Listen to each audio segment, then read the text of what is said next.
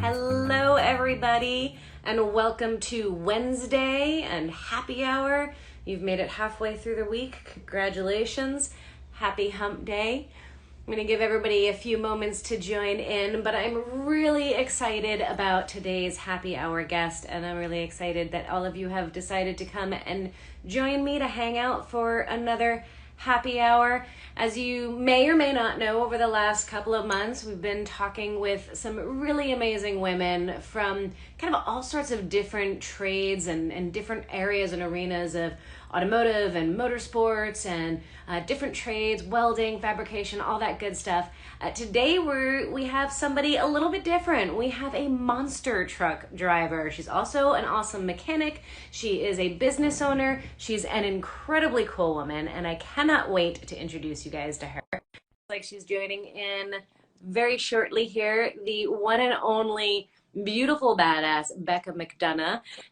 There she is. Hey, it did work. Okay. It At first I worked. couldn't hear you. I was like, I don't know what I'm doing. I don't know how this is going to work.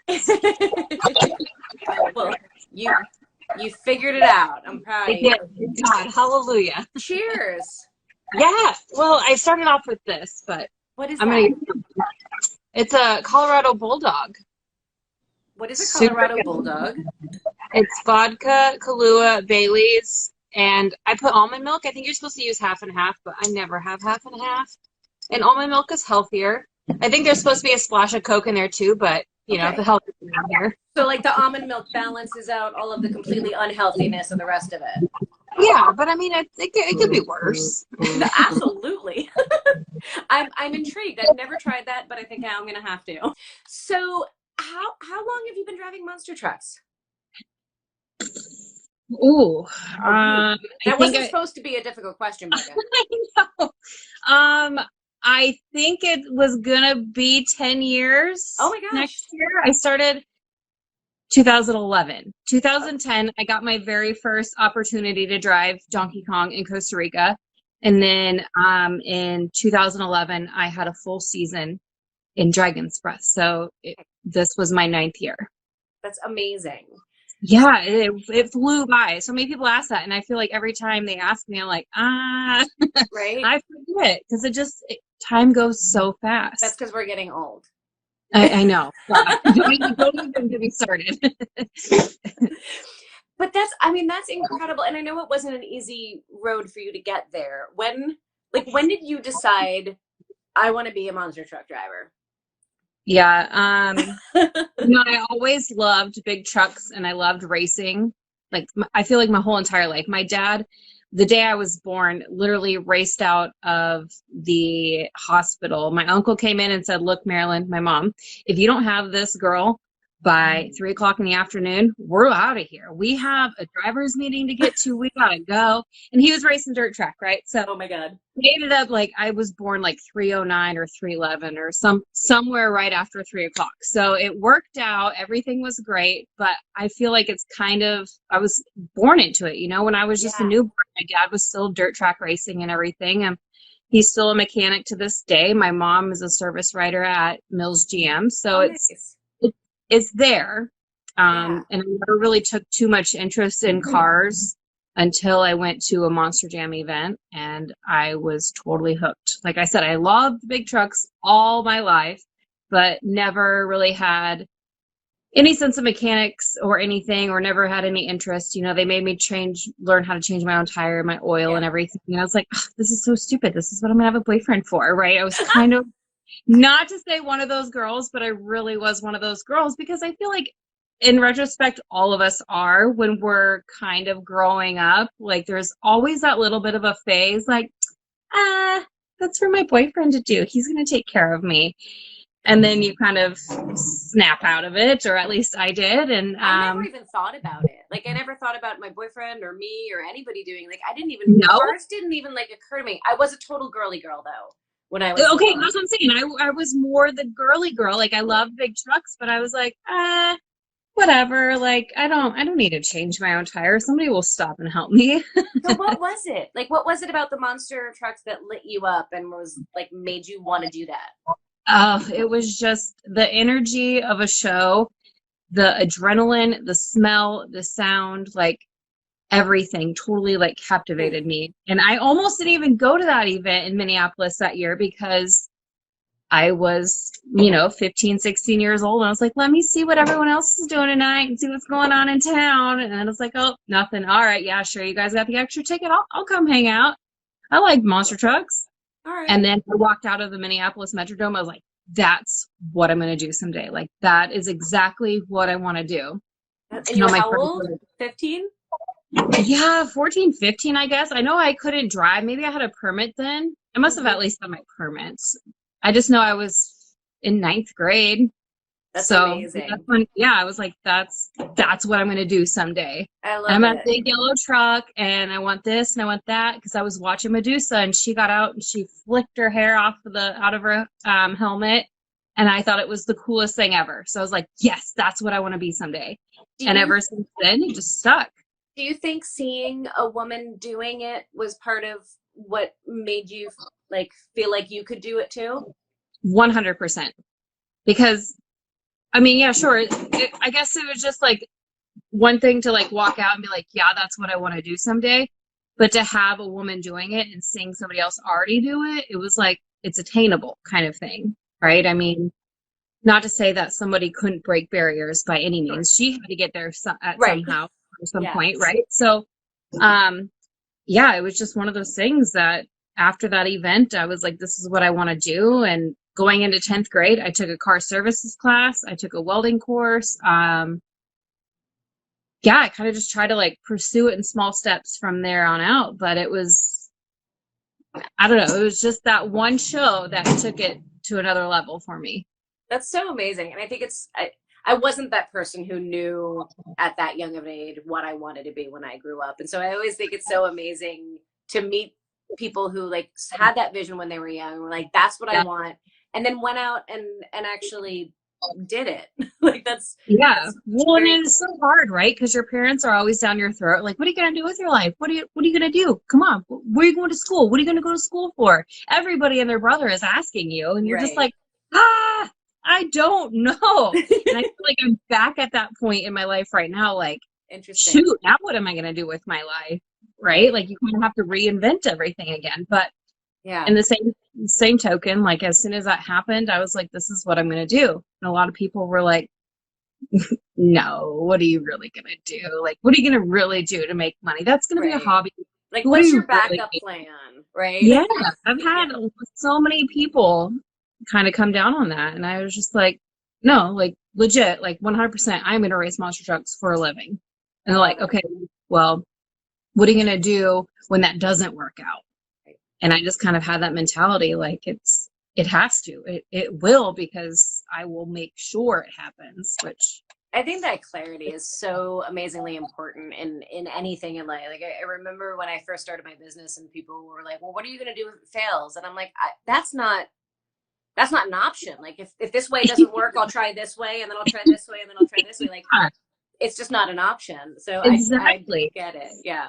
What's funny and awesome is that you have an all-girls garage, right? Like my mom just brought this back up to me probably 2 weeks ago, and she was like, well, now you can open up your all-girls shop. And I was like, but Mom, that's not really my dream anymore, especially with technology these days. I'm not trying to learn all the computer stuff. This and that. But in high school, aside from racing monster trucks, that was another plan for me. Like I'd race here and there, and then I'd come back to my shop with all these girls kicking ass and changing oil and doing this and that, and maybe have a little nail salon on the side so that they can get their nails done or the pedicure while they wait for their oil change. But I had it all figured out, and that was another like half of my dream.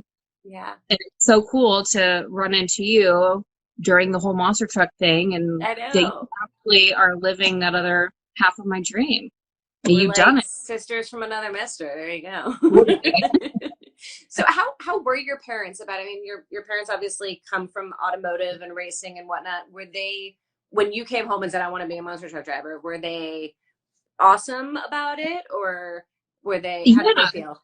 They truly were. I feel in retrospect of everything, they definitely were like, yeah, all right, we'll go out there and do it, But in the same token, I think when I finally did leave the nest, and my mom was like, where are you going? What are you doing? Call me tonight. Call me when you get on the road. Call me when you get to the hotel. Call me when your plane lands. And to this day, like, I still have great communication with my mom. If I don't talk to her every day, like, the world doesn't totally feel together, Aw. you know, and that's awesome. There's not a lot of people that can say that, and I'm super grateful for that. But from day one, they were kind of pretty much on board. And I say kind of because they're like, well, girl, you got a lot to figure out. You need to learn a Phillips head from a flathead. You know, you need to start from the basics, which my stepdad, when Biotech representative came out to talk to him, he was very clear, like, you need to start with the basics with this girl. Okay. Yeah. Like, you can't go straight into the engines. We need to talk tools first. Right. And so, but other than that, they were super supportive. They That's always true. have been.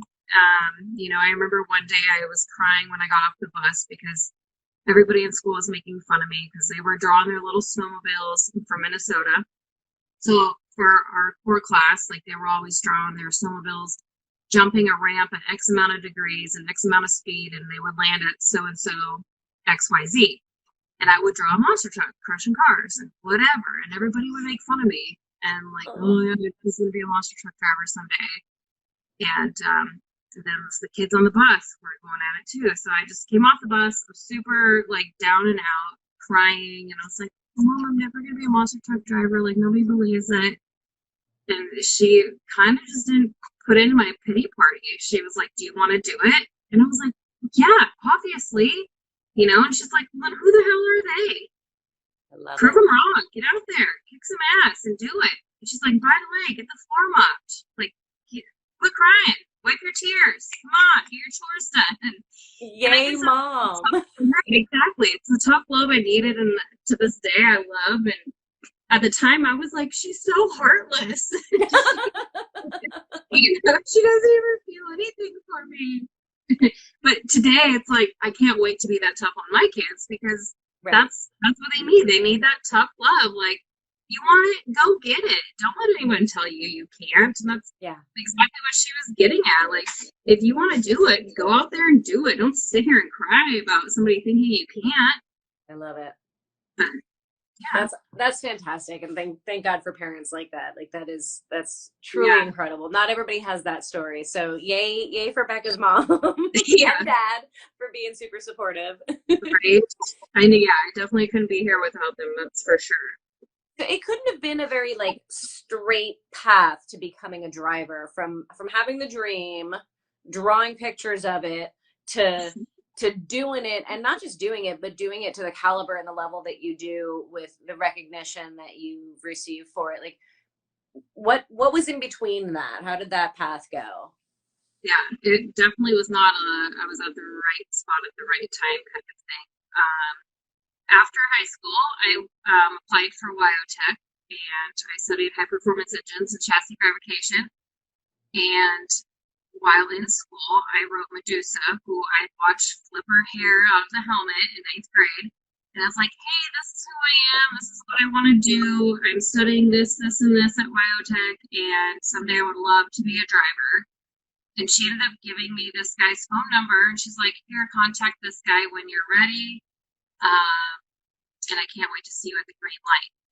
And I was like, oh my God, she actually wrote me back. First of all, she wrote me back. Yes. And to say, just, I'll see you at the green light. I was like that little girl, like, oh yeah, like, I can't wait. I can't wait to race her someday. Just literally every little girl's dream kind of came true. And then I kind of didn't really think much of that phone number because I was like, well, she probably says that to everybody, right? I'm sure she gets a ton of these messages. And why would she actually send a real guy who could help me? Whatever. Anyways, long story short, I reached out to that phone number about 6 or 7 months later. Just broken up with my boyfriend. My dog just died. I moved back to my parents' house, and I refused to go back and sleep in my room because I felt like I failed. Like, my life was a sad country song. I was like, to hell with it. What do I have to lose? So I called up this phone number, and I was like, hey, I'm Becca McDonough. Love to work on monster trucks and someday drive. What's up? And they're like, yeah, go ahead and send us this, this, and this. And next thing you know, week and a half later, I was on a flight to North Carolina to go to their like annual meetings and see what the whole sport's about. Oh So my God. yeah, it was definitely a whirlwind. And then from there, it was nonstop. January 1st, I was on a flight to Birmingham, Alabama to start working on the trucks and got thrown in a semi with two guys I had never met, never knew. I was just like, I'm going to be traveling with you for the next 3 months. And that's kind of how we lived, was in the semi and hotels. So, yeah, it was definitely an adventure, but it wasn't for the faint of heart, I wouldn't say. You know, I mean, I can imagine not. as you would know, a lot of guys are just kind of like, what's this chick doing, right? I was 19 years old, blonde hair, not to stereotype or anything, but totally that girl. Just kind of be popping in like, hey, I can't wait to work on motion trucks. I want to get greasy. And nobody took me seriously until I was like, no, seriously, can I do this? Like, I've never seen tools drop faster than when I was like, hey, can I change the rear end? Everybody drops everything. I'm like, by all means. And almost like in a cocky way, right? Like, they weren't being nice, like, oh yeah, come on, help us. They're like, let's do see it, you girl. try. Yeah, let's see you. And I mean, they stood back. They made sure I did it right or did it properly and everything. But after that, it was like a slow process of gaining everyone's respect into the sport that I was there for the right reasons and I really wanted to do it. And that's awesome. yeah, it was 5 years before I started racing. So is that typical to start out working on the trucks before you get to drive the trucks? Absolutely not. No. Oh. I feel like back then it was a little bit more usual, but in today's age, if you're a crew guy, unfortunately, that's kind of like what they're looking for. You know, back 10, 15 years ago when I started, it was like, oh, you're a great crew guy, but you could also be an amazing driver. Let's go that route and see how you do. And now it's like they hire specifically for one or the other. Interesting. Okay. Yeah. Good to know for anybody out there who's an aspiring driver or technician on that side of things. Try to get hired as a tech guy. Do not aspire to be a driver. Interesting. So then how did you start driving? How did that transition happen for you? You know, honestly, the opportunity actually came up to me in 2009, I believe. And I was like, I'm not really ready for that. I still don't like the camera. I don't like doing interviews, but here we are in 2020 and I still don't like doing those. So I was going to ask you about that. I know. I'm so nervous. Like, I don't know. There's something about a camera and a microphone and people like put me on the spot. I don't do good. You do wonderfully. Are you kidding me? You do fantastic. Because I'm actually able to have a drink prior. And people are like, no, I've heard you in other interviews. I'm in my element. It's totally different when you're put on the spot in the middle of, you know, a football field full of dirt and there's no one else there but one other person and all these bright lights. It's totally different. But I can imagine. Yeah, the opportunity came up a little bit sooner than I jumped on. I kind of kicked myself for it, but at the same time, I was like, no, I'm not ready. I thoroughly enjoy working on the trucks.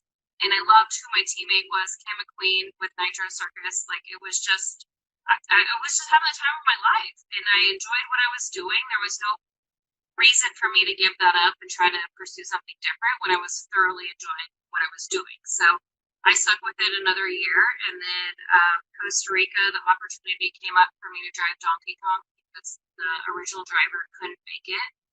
Okay. And I was like, I mean, yeah, I guess. I mean, perfect timing. It's a different country. No one knows what to expect or what not to expect. So, I mean, if I fail, they probably might not know.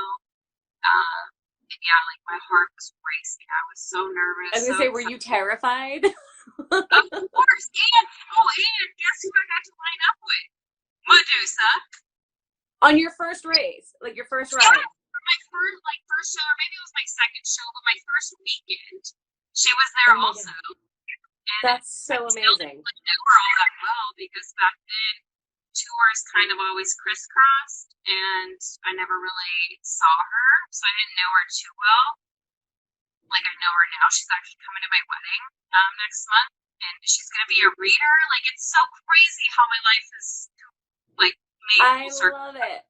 I know, it's so crazy. Anyways, like I remember being that little girl lined up with her, and I'm like, I gotta kick her ass. I gotta kick her ass. Like, this is all I've ever wanted.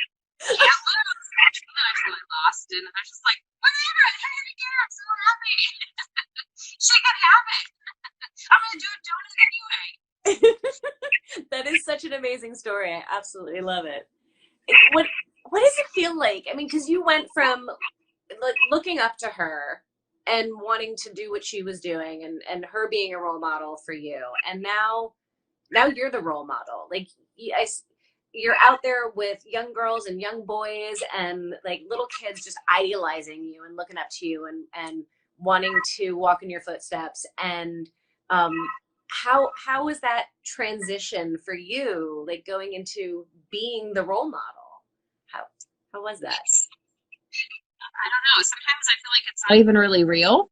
You know what I mean? Like maybe that sounds kind of cliche, but it seems so weird, but so surreal at the same time. Like amazingly awesome, really. I mean, little kids, girls and boys come up and they'll spray their hair red or already have their hair dyed red. You know, some of the moms be like, she made me dye her hair red last night because she knew she was coming to see you. And it's just such a humbling experience because I do think about that little girl in ninth grade that this is all she ever wanted. And now all of a sudden I'm that person, right? Like it's just the weirdest, craziest, most amazing feeling I could ever just feel because it's not an everyday thing that somebody has a dream, they make it come true, and then kind of like re-feel it and re-see it in other people. If that makes sense. No, it totally Maybe it's makes the sense. bulldogs talking, I don't know. But I mean, it's still just, it's so weird to have that. I mean, it's been such a blessing. I mean, you've been in the public eye quite a bit, right? I mean, people know you. They recognize. Do you get recognized when you're out and about doing Once in a non-monster blue truck moon, stuff? mostly when I'm in the same, like in a town that we are about to do an event or just did an event. In different countries, I feel like it's definitely a little bit easier. Like Australia, we were out having a few drinks and we were out on the, like, they're just one of the little sidewalk, little boardwalk type restaurants. And Okay, somebody yeah. came like, can we have a picture with you? You drive monster trucks, right? And I'm like, oh, can somebody hold this tequila? Like, 1 second. Yeah, hi, how's it going? But I mean, yeah, but it's not like too much. It's the hair. You know what I mean? It really is just the hair. I don't want Well, to say like I'm that famous by any means. It's just the hair. They're like, oh hey, chick with red hair, you must be the one that drives a monster truck. and the fact that you're a total badass. I mean, I think that's part of it too. Like, it's not It's just the that hair. resting bitch Yeah. face. It's all goes there. It's kind of hard to hide. So I mean, I feel like you are incredibly down to earth and grounded and humble, and like you're this role model and inspiration to so many people, and so many people look up to you, and you do so many amazing things. Like, Thank you. how do you find the balance, and how do you stay grounded with all of that, with all of the lights and the interviews and all of the things? I don't know. I guess come home and do the dishes and mop the floor. I don't know. I mean, sometimes I don't know if I don't know. I guess it's just my people, right? The people that you surround yourself with are kind of who you always emulate. Is that the right word? Like, Yeah. I still go for walks with a couple girlfriends in the morning at 8 a.m. We try to get up and go before it gets super hot here.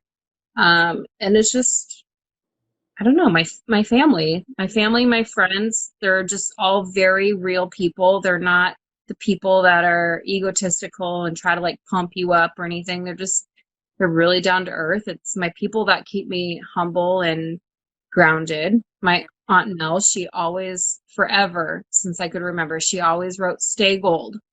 And it's the simplest thing, right? Stay gold. But to me, it just always stuck with me because it's like, no matter where I go, like, stick to my truth, stick to what I know, stick with my people. Like it's them that I feel like actually get you places. And yeah, I mean, I'm still just your normal girl. I remember I remember winning a race in Anaheim for freestyle or something. I don't know. I won something big in California. And then the next day I was home bleaching the sinks and mopping the floor. And I was like, so this is what your freestyle champ looks like on a Sunday morning. Right. Glasses on, messy bun, leggings, sweats, whatever, just your typical girl. Yep. We're just normal folks. Still put our pants on one leg at a time, just like everyone else. Exactly. So somebody just asked, and I wanna ask about it. And somebody else just said happy early birthday. I didn't know that it was almost your birthday. Oh, so hey, thanks. My wife fixes more than sandwiches. Hey, isn't that the best name? Well, I can't ever see those messages because it's tucked down in my little right underneath bolt holder down there, my little phone holder there. But thank you. The other question, yes, and happy early birthday. The other question was, when you drive, is it scary? Oh, no. Well, I mean, I make it scary for myself. Physically, no, I like freak myself out because you want to do so good, right? I mean, you want to do well. You want to put on a good show. And then I get in my own head and just overthink things, right? Typical girl. I just overthink everything. We don't do that. I don't know what you're talking about. No. You don't? Oh, give me the note. Yeah, so no, it's I think I freak myself out more than anything. And then every once in a blue moon I can find a good groove and just feel like, I don't care what happens. Roll over, win, whatever. And then I go out there and I am doing so good, And then there's times where you go out there and you think you did really awesome and you watch your video and you're like, what was that? But no, it's not scary in a sense. I mean, there's a couple jumps every once in a blue moon. Don't get me wrong. I'll be like, what's with that one over there, Tom? Yeah. Why did you build that? And then you hit it and you're like, ooh, that was fun. It's kind of like a roller coaster, right? Like you get those little belly flops and yeah. I think that's interesting that like talking about fear while driving this monster truck, you're doing backflips, you're doing crazy things with it, you're tearing body panels off, like you're just destroying this thing. And when asked if it's scary, it's not about the driving, it's about the mental trip that we put ourselves through. And isn't that so true for so much in our lives, right? Like it's us psyching ourselves out. Yeah, that's all it is. Because when you look back on everything that you thought was the scariest thing ever, it's like, oh, that was nothing. I just built it up in my head and it was nothing. Totally. Somebody wise told me once that the scariest part of a roller coaster or jumping off a plane or whatever is the 10 minutes before. It's not the thing itself. It's the 10 minutes before while you're freaking yourself out. And then after, it's like, oh my God, that was really fun. Right. No, for sure. And there's so many drivers, some of the guys I'll go to and I'm like, oh my gosh, I'm like freaking out. Like, oh, it's freestyle and I'm going last or I'm third to last or I'm first, whatever. I'm just like, oh my God, like, what am I going to do? What are you doing? Can I just copy you and try to go bigger than you? Like, what's up? And like, seriously. And I don't know if it's just a thing between women and men, but they're like, why are you like, no, just come out here. Just hit that like this and rap and do this and come around here. And like, you got it. You're fine. And I'm just like, I'm really not. I'm like, I need a paper bag. I'm like, it's not okay. And there's been actually times where I've asked my crew guy to sing me a song before I go out because I start to freak out so much. Oh, wow. Yeah, my legs actually go numb. I don't know if that's normal for people when they get nervous, but my legs will go numb. And I get all tingly in my hands. And oh, wow. Yeah. Like you psych yourself out. Totally. And then I try to like look up in the stands and bring myself down, right? Like you kind of do that little like, all right, I see that kid over there with a little El Toro Loco mask. And like that kind of brings me back down. That's why the last couple of years I've tried to go out and I'll either like wrap the throttle up as I make a little parade lap around the stadium because it just like, all right, let's go. Or I'll park on top of a jump and I feel like it pumps me up instead of psychs me out. If I stop up on top of a ramp, I'll give myself a couple little more snugs and then and I'm like, yeah, girl, let's go. And then I'm fine. But That's if I cool. don't do one of those, 9 times out of 10, I will make 3 jumps and I will crash. Interesting. Interesting. I think that's really powerful. It's, you know, people always talk about being fearless, and it could be easy to look at you and say, "Oh, she's fearless." Like, "Oh, she does anything without fear." And to acknowledge, like, "Yeah, I get scared, and then I do it anyway, and these are my tricks for getting over that fear." I think that's a really powerful thing. Yeah. No, for sure. And I think that just makes us more human, right? I mean, a lot of people, yeah, they look at it like, oh, you're so fearless and you're this and you're that. And you're like, no, I about peed my pants over there and I thought I was going to throw open my helmet, but But I did it anyway. I did it. Yeah, for sure. That's awesome. I love it. So what's this year been like? I mean, COVID obviously, like, have you been able to drive? Like, what's been happening? Is everything canceled? This whole world right now, right? It's just everything's so crazy. Yeah. I was fortunate enough to get quite a few shows in, maybe 6, 7 weeks Okay. in. And then COVID happened, and we were actually had 2 weeks off. We were kind of like in the middle of our season. We had 2 weeks off, and then we are going to come back for like 3 or 4. And in those 2 weeks, the whole world shut Came down. to a halt. I Yeah. remember getting an email. I was actually at my bachelorette party in Florida, and they had shut everything down. They were like, we're canceling all shows until May 1st, which was right before World Finals. And I'm like, wow, we're shutting down till May. That's kind of a big jump. It's only March. And here we are Here we are in in August. August, and still no shows. Everything's still shut down. So it's been crazy for sure. A lot of unknowns, a lot of now what kind of questions. But I focused a lot of energy on Vixen Industries, a new clothing line that I started a couple of years ago, and it's definitely done better than it ever has the last couple months. And I don't know if it's because You're focusing on it. They're focused more, or because I'm able to pay more attention to it and put more energy into it. But regardless, it's been great and it's awesome. So that's kind of always been my plan B when I stopped racing. I just didn't expect it to be so soon. So it's definitely been an interesting year. Working on going for housewife of the year, just hanging at home, doing the dishes, making dinner, cleaning.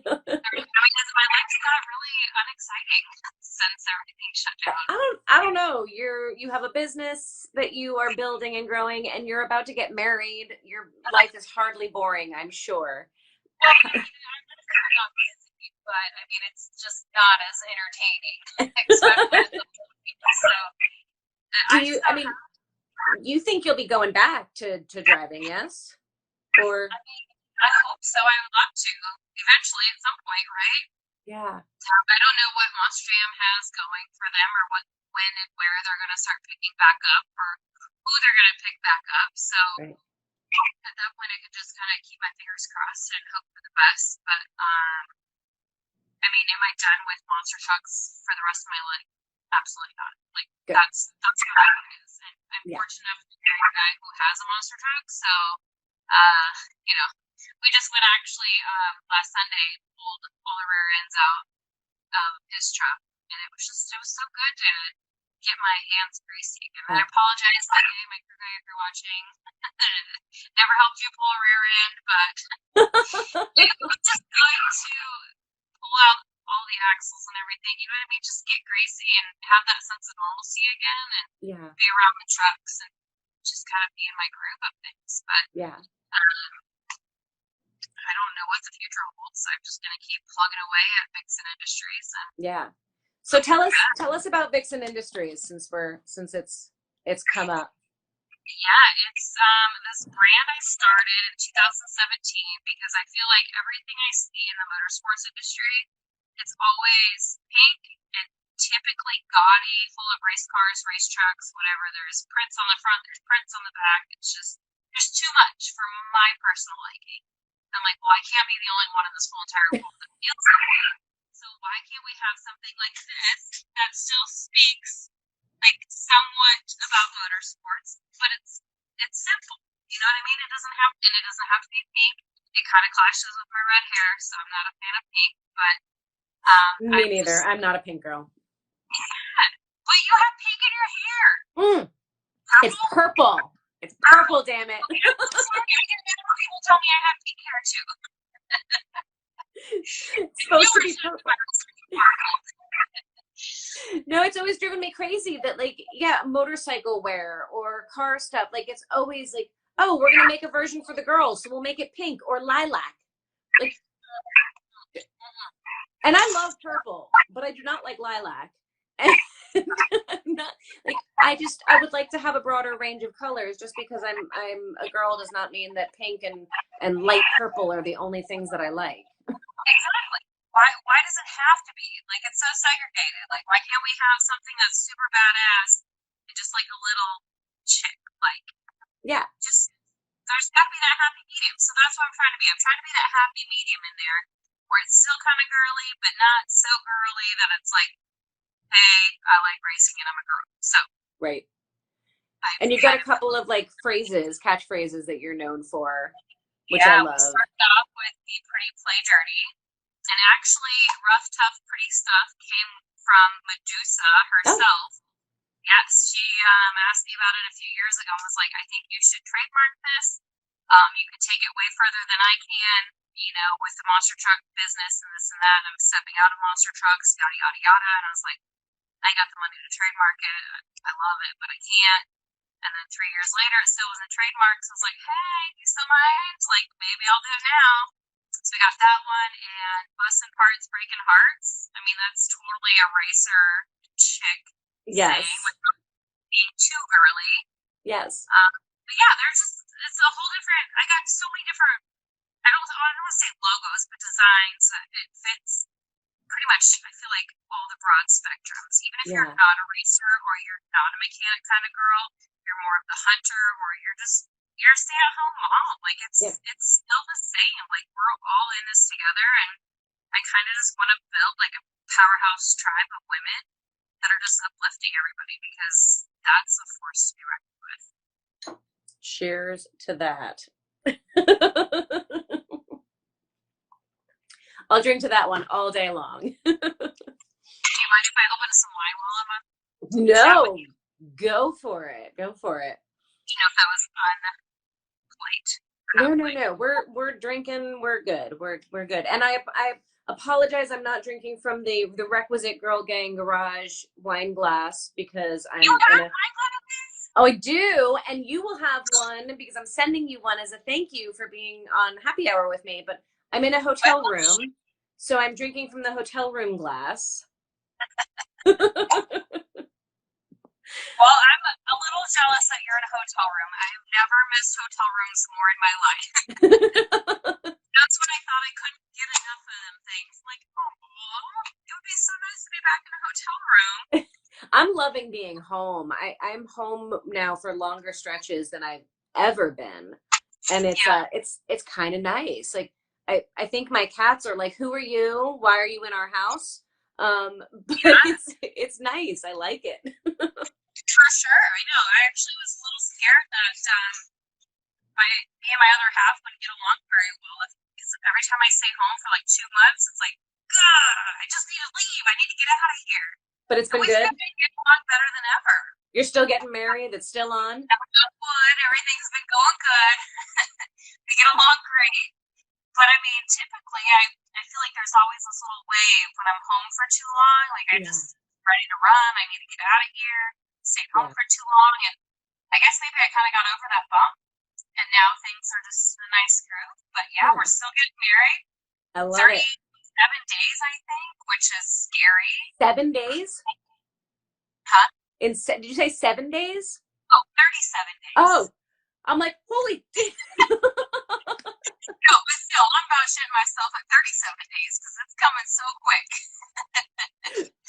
Okay, and for anybody who doesn't know this, tell us the story, because I think it's really freaking cool how you guys got engaged. Okay, well, I met him, little quick backstory, I met him at Las Vegas World Finals, and I kept telling my crew chief, Katie, I was like, oh my God, this guy's so hot, he's so cute, I like him. and I wanted him to be my date for the banquet that Monster Jam puts on every year. So we were atop our monster trucks. We were both in the Young Gun shootout that year, and he was sitting atop his truck, like 2 trucks in front of me. And I called him up because my crew chief, Katie, she's like, if you don't freaking call him right now, I will go over there and ask him myself. Like, quit talking about it, just do it. So I got the balls to call him, and I was like, hey, sitting on top of my monster truck, I could see him pull his phone out of his pocket. So it was like the real test, like, if you put that phone back in your pocket, But he answered, and I was just like, hey, man, I was wondering if you wanted to be my date for the banquet. And he turns around and looks at me and just, hey, like a little girl, what's up? It's me. And he's like, what? And I was like, yeah, I was just, seeing if you want to be my date. I'll buy you all the free drinks till midnight. So it's an open bar. And so he's like, oh, I'm sorry, I have a date. And he hung up. And I was just like, this is why I don't put myself out there. And I literally chucked my phone inside the cab and tried to hit my crew chief with it. She was driving the truck for me. And I was just like, why would you make me do that? I'm so embarrassed. This is the worst thing ever. Long story short, he called me 2 days later and was like, hey, you want to come to California? And I was like, yeah, whatever. And then literally, again, whirlwind of things for my life. I was on a plane 2 days later, coming out to California, and obviously it just kind of hit off from there. So nice. We were working on this truck last November, and obviously we would talk about marriage and kids, and I'm not the kind of patient person that he probably wishes I was. And I finally just decided I was going to do it myself. So I crawled up inside the truck. I bought this cheap little ring from Amazon and got up inside the truck. And I remember standing there on the 4-link bar and just sweating because I was like, oh, crap. Probably exactly what every male feels like for the first 8 minutes. Do I do this? Do I not? How do I say it? What's going to happen? Anyway, so I was standing there on the 4-link bar, and I was dusting off the fire extinguisher, just killing time, making it look casual, because I wanted to get up on top of the truck without him really paying much attention and kind of insinuate the whole me asking him on the first date type thing. Anyways, he looks over at me, he's like, what are you doing in there? And I was like, mind your own business. I'm a very blunt person. So I was just like, mind your own business. And he's like, all right, sorry. And he was moving fuel lines, putting tools away because we were just wrapping up for the day. And while he wasn't looking, I turned around, or he turned around, and I quick jumped up, got out of the the side window, the driver window of the truck, because I knew I didn't have time to crawl on top of the roof like we originally were. I got up there, and I swear to God, he already knew what was going on. That's why he was pinning me on what was happening. And I called him because, again, I'm trying to insinuate the whole first story. He pulls his phone out of his pocket, and he looks at it, and he looks at me, and he answers it. And I was just like, hey, man. I was wondering if, you what did I say? Something about if you had a date, or if I could be your date from here on out, or something like that. Aww. And he's like, yeah, of course. I plan on marrying you. And I was like, well, you're taking too long. And I chucked him the ring. And then, of course, he drops the fuel lines. He drops the phone. I don't know. It was just, everything just went to the ground at that point. And he goes and he picks up the box, and he's like, what is this? Almost mad. And I was like, just open it. And he's like, no, seriously, babe, what is this? He's like, just open it. And I crawl out of the truck as he opens it. And he's like, yes, of course I will marry you. I want to marry you. And I'm like, well, God damn it, you were taking too long. So, and now I tell him he has to take my last name because I proposed, and that's the rule. I love it. I mean, obviously it'll never happen, but it's fun to get that little jab in there. I love it. I think that's so awesome. I think you're such an incredible woman for so many reasons. But I right, likewise. That's why I was so excited. I was like, I need to reach out to Bogey about this Vixen thing, and they're like, well, actually, I want to have you on happy hour, and I'm like, Gosh dang it. I know it. I know it. I wish we'd like reconnected and kind of did this sooner, but better late than never. Right. And I'm super super jazzed to see what fun things we can concoct in the future. For sure. No, exactly. It's almost kind of scary, right? All right. I love it. Oh my gosh. Well, I've had so many other questions for you. We've talked about so many wonderful things. What I want to let's wrap up with a couple of just inspiration things. What do you say to younger folks that are out there pursuing a dream like this? What are your words of wisdom to them? I would just say keep plugging along. Like there's nothing, if you have enough passion and drive to do something, then there's no reason you can't do it. Like that, you have to use that. Take all the negativity that you possibly can or that you get, because you will get it, and turn it into haha, I showed you kind of thing. And it's I think what has driven me the most and has actually turned me into that kind of person that takes the negativity and somebody telling me that I can't do something into a matter of fact. I will make sure it happens just to prove that, you know what I mean? Like, Oh yeah. I don't mean, I mean, I am a spiteful person when I have to be, but I don't want to be, in a Right. sense. But when somebody goes and tells me like you can't do that, It makes me want to do it more. I will make damn sure it happens. Yeah. So I would just say, like, honest to God, that's always been my thing. Like, if you have enough drive and passion for something, you will make it happen. Like, there's nobody coming in your way. There's not enough men or women or social media or whoever to break you down. Like, you just flip the switch and do it. Yep. Yep. Tune out all of the What about negative. you? Like, maybe this has already been spoken about, but what about you and the whole girls gang and the garage? And Oh my goodness. or is that something we need to talk about after? I know, right? Well, I'm so intrigued about it. I want to know more. well, we will definitely chat more. We don't have a ton of time left on this, but we will talk more offline. But yeah, Girl Gang Garage is kind of on pause right now because COVID. So everything is on Yeah. pause. Our builds are on pause, but we are looking at ways to kind of restart things and pivot things a little bit to keep things going. But yeah, it's so in alignment with everything that you're all about, is just creating opportunities for people to explore working with their hands and see if it's something Yeah. that they like, because not all of us grew up with a family member or somebody that showed us that we could use tools or gave us the Right. ability to try them on for size. So that's really what Girl Gang is about, is connecting women in the trades and then giving them opportunities. So I'm hopeful that we're gonna be able to get started with stuff again soon, but it's tough with Good. COVID, man. It's tough.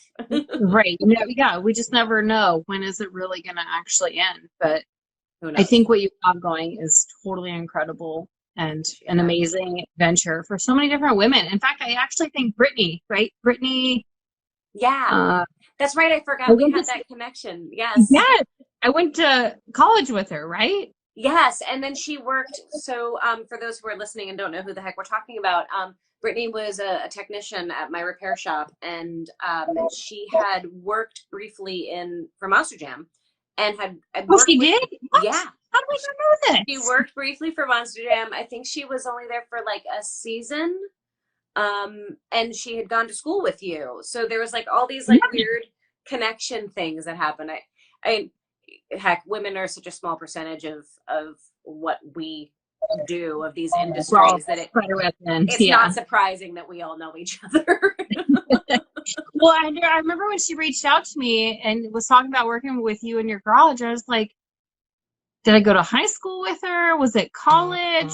Did I work with her after somewhere? And then I couldn't figure it out how I knew this Brittany girl. I was like, Right. her face, I know her. I Yeah. knew exactly who she is. I just can't figure out where it was. But it was, yeah, Biotech at college. Yeah. And But she's an amazing technician. She's teaching tech she's not school with now. you anymore? Well, I sold my general repair shop. So I had Oh, Girl Gang Garage, and then I had my general repair shop, and that's where Brittany worked with me. And I sold the shop, And so she's no longer with them, but she's now teaching automotive to high school, which is really awesome. So she's a high school Super shop cool. teacher. Right? I mean, and I feel like all the girls in high school need that. Right? I know. Because then it makes them be like, oh yeah, I would totally take that. Yeah. And the boys too, I think to have a female instructor, like, makes it less likely for them to be totally surprised if they meet a woman out in the field. Exactly. Right? Like, oh, well, yeah, of course women can do this, right? For sure.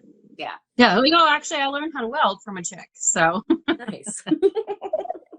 No, that's what I'm saying. That's what they'll say. Right. Like, yes, exactly. Yeah, I'm not surprised to see a woman out here. I learned how to weld from a girl. Totally. I'm so excited about the future generation, right? Like I tell a 60-year-old that I'm a mechanic and they're like, I don't believe you.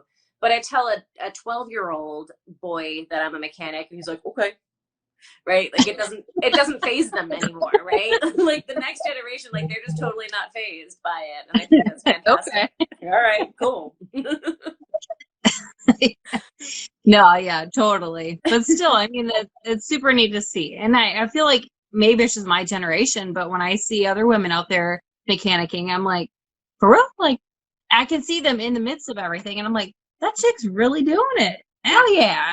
You know, it's still so rare. It is so rare, but it's so exciting to see more and more of it. And I think social media has kind of like helped us be able to see each other and know about each other. But yeah, right. I mean, how else would you know? Yeah, all around the world, what's going on? Exactly.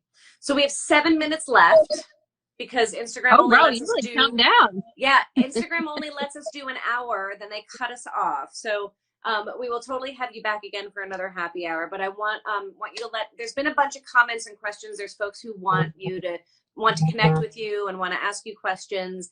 And shoot. So well, I guess I don't even see any of these things. I know, and unfortunately, Instagram Live doesn't save those comments for us, so we don't get to scroll back through them. So anybody who's commented, if you're still watching, please reach out to Becca on her social media channel.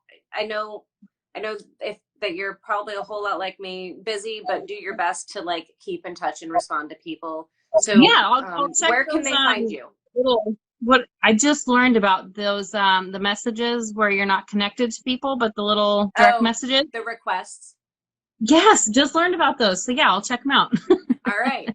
So everybody who's watching, please make sure you go check out her page. If you've not followed her already, if you didn't know who this wonderful woman was, make sure you go check her out, follow her page. And if you have questions for her, I saw a bunch of you who were wanting to talk to her and connect with her. So please reach out to her on her page, send her a direct message, ask her questions. She's a super rad woman, as you can tell.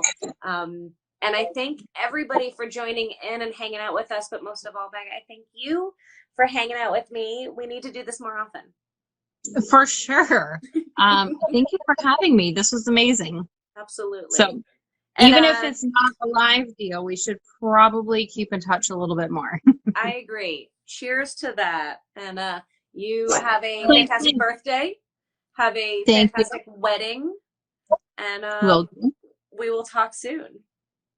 Hopefully super soon. Thanks so much for having me, Bogey. Thank you. And bye, everybody. Take care. See y'all.